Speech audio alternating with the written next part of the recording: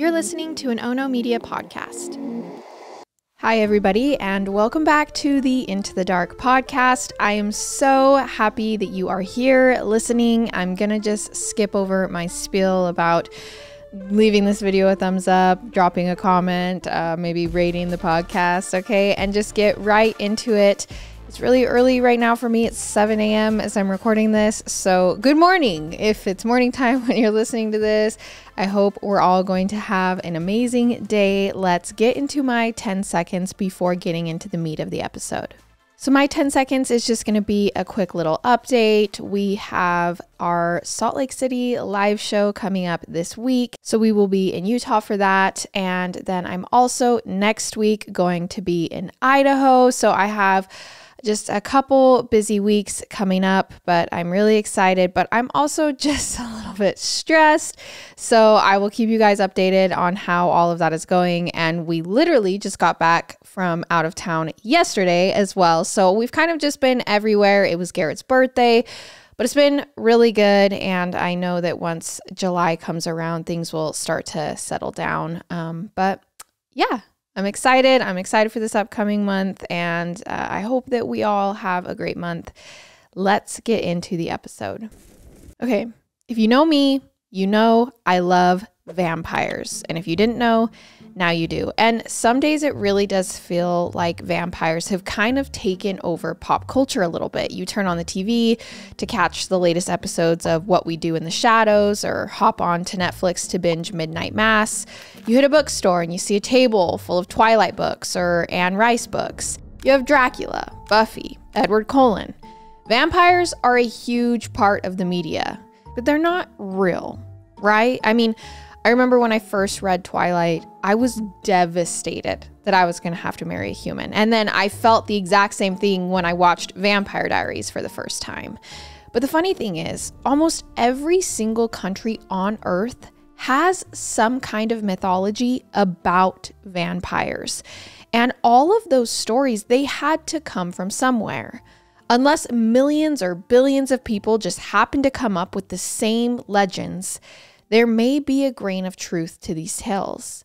In fact, if the historical record is to be believed, back in the 1700s, people in a small Serbian community discovered that one of their own was a real life vampire. And this is kind of where the legend begins. So it all began when a mysterious outbreak swept through a community called Medwania. Cows and other livestock were getting sick from a mysterious illness that none of the farmers knew how to cure. They could only watch helplessly as their animals grew weak and then died. And then, frighteningly, the disease seemed to spread over to people. 4 separate villagers also got sick and then passed away, and the illness acted quickly. Only a couple of days would pass from the time they had their first symptoms until they died. And each person said the same thing before they took their last breath.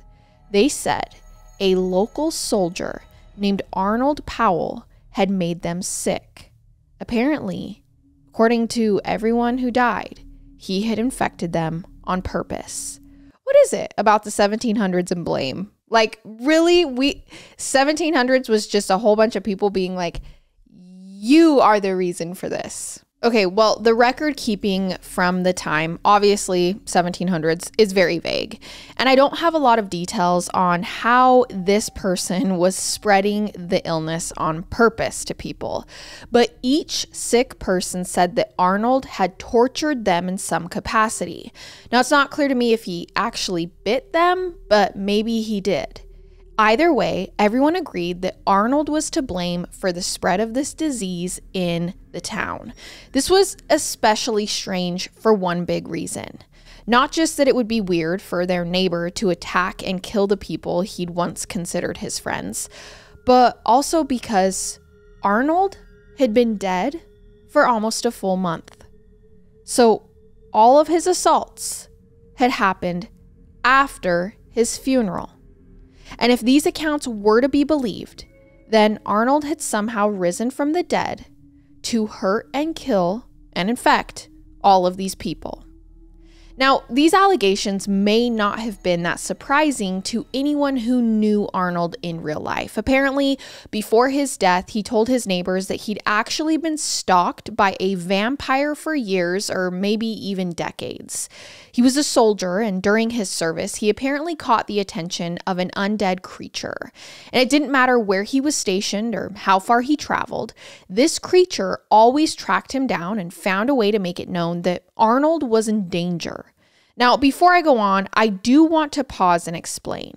In 1731, when these attacks happened, people understood vampires very differently than we do now. So it's not the vampires that we are used to. They weren't these sexy aristocrats who seduced young women to become creatures of the night. And they couldn't be killed by a ray of sunlight, and they didn't only drink blood. I would say back then, vampires, or as we know them now, were more like zombies, just kind of mindless creatures who came back after their death to feed on anyone unfortunate enough to cross their path. They would sleep all day, then they would rise from their graves at night, but the sunlight didn't hurt them. It just, that was when they came out. And sometimes they would drink their victim's blood, but they also ate food like normal people and occasionally devoured living people's flesh.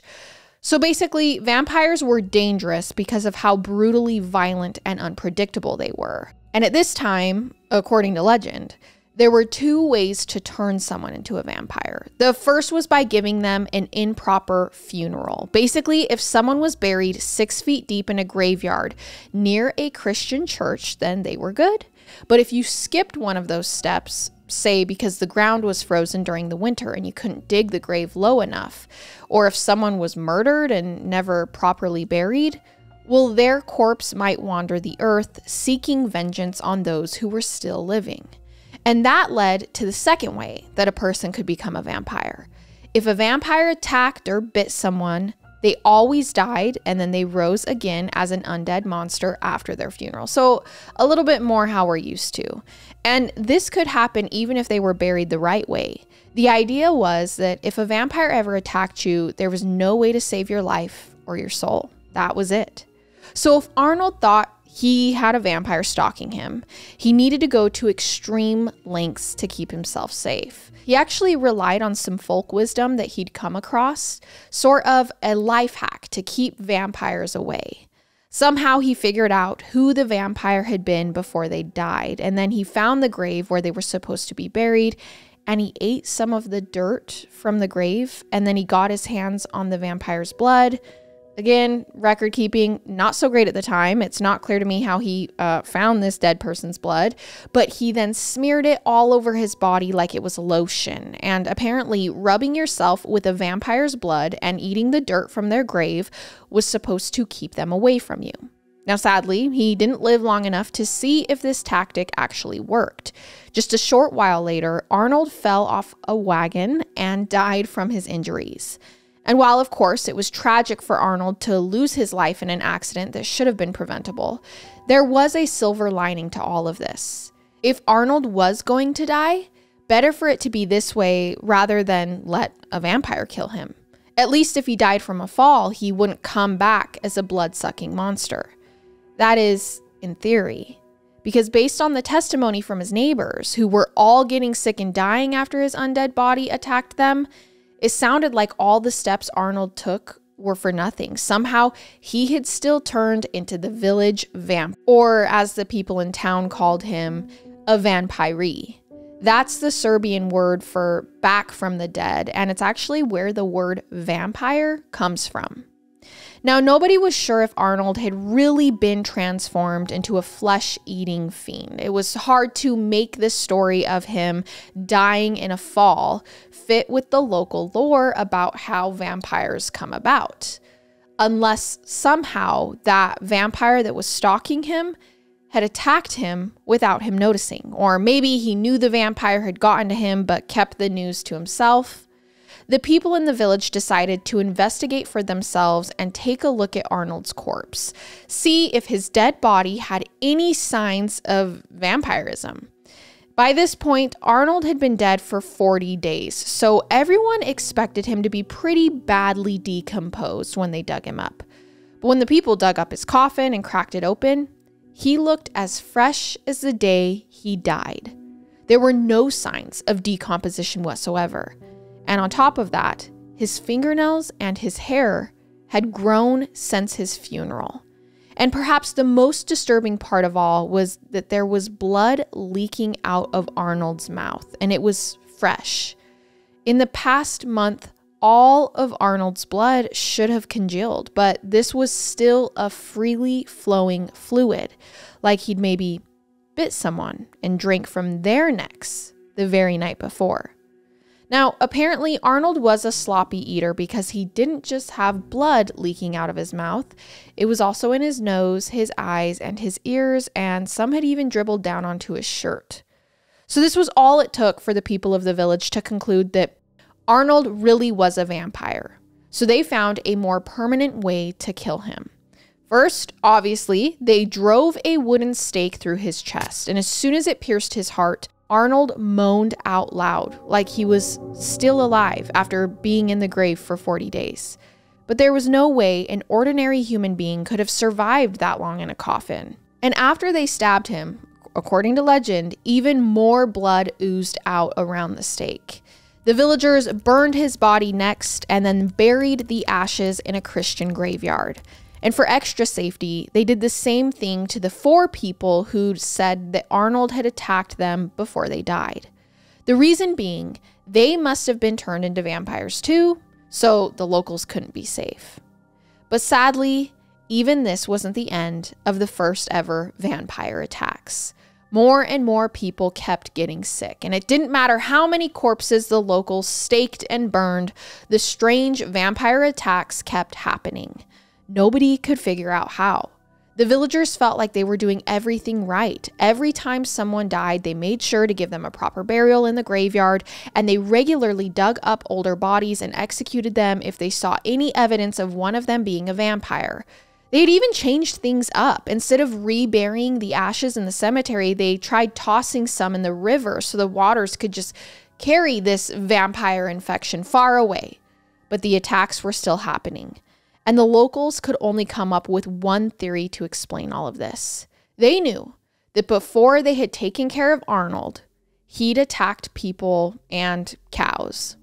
This was based on the fact that so many cattle also got sick and died around the time that his 4 victims grew ill. And the villagers thought, what if some of the cows he bit were carrying some kind of infection? And if they slaughtered those cows and the locals had been eating the beef, they might also be transformed into blood-sucking vampires. This was even if they were never bit by a vampire and even if they got a proper burial. And if this was the case, there was no possible way to trace which beef had been tainted or who'd been exposed. There was no way to stop the vampire outbreak. So over the next 5 years, 17 people in the village died after apparent vampire attacks. One was the stepdaughter of a local village official, a 20-year-old newlywed named Stanoika. She was young and healthy, the sort of person who should have had a long, happy life ahead of her. But one night she went to bed, and at the time she seemed as hearty and fit as ever. But at midnight, she began screaming in her sleep. Her family ran into her room to ask what was wrong, and Stanoika said that a man had just snuck inside and attacked her. She recognized him, and she told her relatives his name. But the man she identified had been dead and buried for about 2 months by this point. It didn't matter how much her family tried to reassure her or what kinds of treatments the village doctor offered. From that moment onward, Stanoika's health grew worse and worse. And on top of that, she was obviously very frightened and unsettled every time the sun set, like she knew there was something waiting for her in the night. And finally, just 3 days after this attack, she passed away. And I mean, it is kind of crazy that 17 people die in this village, and all 17 said that people who were already dead were coming back in the night to attack them. I mean, I'm not one to believe, but that's a little strange. So by now, the situation was serious enough that the people of the village wanted to bring in some more experienced something. So they reached out to their military, and the armed forces had the resources to investigate, and there were plenty of doctors who traveled with the troops. Plus, this wasn't just an ordinary village, it was also a popular outpost. Most of the men who lived there were soldiers, so it was only natural for them to ask higher ranking officers for advice. And sure enough, in December of 1731, a physician named Dr. Glasser received orders to head to this village and investigate the alleged vampire outbreak. Now, by the time he got there, he had learned that 13 people had died of the strange disease in the past 6 weeks alone. So there was definitely something going on, and it's safe to say the village was basically on the verge of a panic. They told Dr. Glasser that if he didn't fix their vampire problem, they were all going to abandon the village and resettle somewhere else. So the physician got to work, but he really didn't have much evidence to work with. There wasn't anyone actively dying of a vampire attack while he was there, and everyone who'd been targeted by a vampire had already died before his arrival. And there weren't any recent or new incidents during his stay. Everyone seemed pretty fine. So Dr. Glasser just took statements from the villagers about how the deaths had played out before he got there. And he kept track of which symptoms everyone described and tried to see if there were any commonalities between the victims. And there kind of weren't. The deceased were all different ages, included children, teenagers, young adults, middle-aged people. There was a mix of men and women. And in one case, Dr. Glasser heard about a young mother who'd predicted her own death. According to the villagers, before she died, she warned her neighbors that she was going to come back as a monster, almost like she wanted to give them a head start on the investigation. Except, after Dr. Glasser comes into this village and he gathers all of his information, he reaches a different conclusion than the village had. He said that all 13 of these people had not died of vampire attacks, but rather of a fever. Now, the village was like, absolutely not, Dr. Glasser. There is no way. They all knew what it looked like to die of a fever, and they claimed this was not what was going on. And it didn't matter what Dr. Glasser said. He could not convince anyone that the deaths were all of natural causes. So finally, he agreed to perform autopsies on the alleged vampires. He figured they'd dig up the bodies, he'd find some obvious symptoms of a disease, he could show it to the villagers, and this would finally persuade them. So the locals dug up 10 different corpses, and the doctor autopsied them, one by one. And some looked like typical bodies. They were badly decomposed after spending weeks or months in the ground. Dr. Glasser was able to do his post-mortem exam, identify a cause of death, and then give the corpse back to be reburied.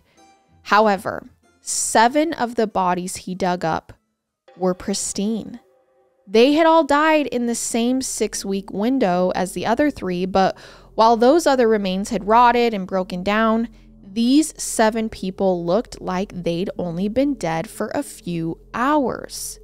They could have been asleep, except for there was blood dribbling out of each corpse's mouth, just like what had happened with Arnold. These 7 autopsies were enough for Dr. Glasser to reevaluate all of his theories about what had killed the villagers. He did not think that they'd all died of a fever anymore, and he becomes convinced there really were vampires.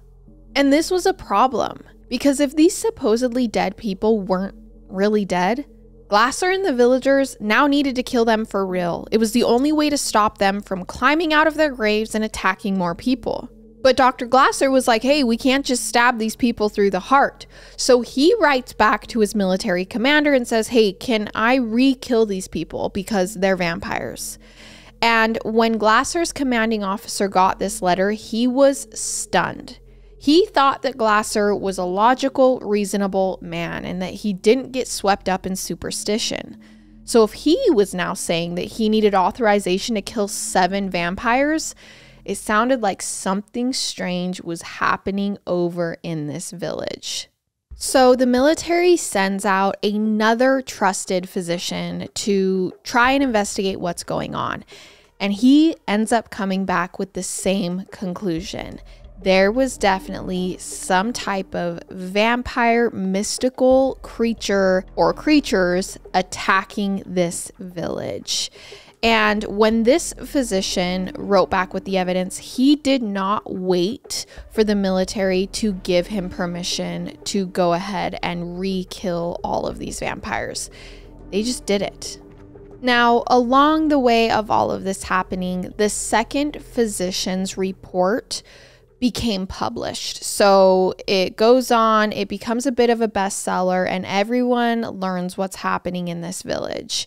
The title, when translated into English, was Seen and Discovered. It's actually one of the earliest and best records of a vampire outbreak in the entire real world. The first printed report of a vampire ever was from just 7 years before this. It was 1725, when another Serbian village actually went through almost the same exact thing. 9 people died of what they thought was a vampire outbreak. So a decade after this book is published, the Vatican actually had a leading scholar write a report where he said it was unchristian to believe in vampires now that this vampire lore had kind of spread. Apparently he hoped he could stop people from worrying about the undead if he could convince churchgoers that their fears were sinful. But of course, here we are in 2024, still talking about vampires. Clearly, all of those attempts to stop people from being afraid just didn't really work out. In fact, we know for a fact that Bram Stoker actually read this book before he wrote his novel, Dracula. His book moved vampire legends from the realm of urban legend into that of fiction.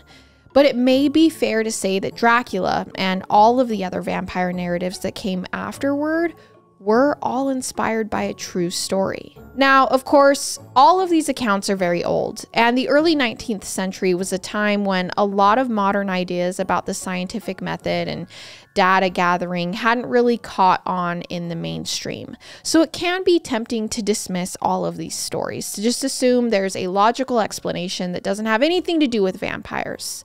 Some people think that the people of this village died of a disease that wasn't well understood yet. And as for the blood coming out of the body's mouths and the fact that they would gasp when they were staked through the heart, it could have something to do with the way they were buried. At the time, if a newly deceased person was suspected of being a vampire, it was common for them to bury them face down. So as their body decomposed, maybe their fluids would naturally leak out. And the gasps might have just been the sound of air escaping the chest cavity.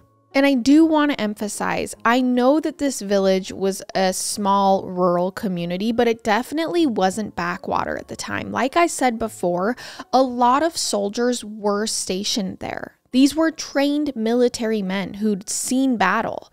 They knew what death looked like, and they weren't going to panic over just an ordinary fever. The fact that they all believed that they were under a supernatural attack makes it sound like maybe something strange was going on, something that even experienced soldiers and doctors could not explain. Now, this isn't enough to prove definitively that vampires actually exist. And even if they are real, they probably don't look like Dracula or Edward Cullen or Stefan Salvatore. None of the real-life reports featured dashing young millionaires living in mansions. Instead, they slept in graves in small, remote villages. And whether Arnold was an actual vampire or just a plague victim or something else entirely, his story shows that the world can be a scarier and more mysterious place than a lot of us ever imagined. As if that isn't clear enough from the countless stories of murder, strange disappearances, and unsolved mysteries that we know are true. So tonight, after you finish this episode, it might be worth adding some extra garlic to your dinner.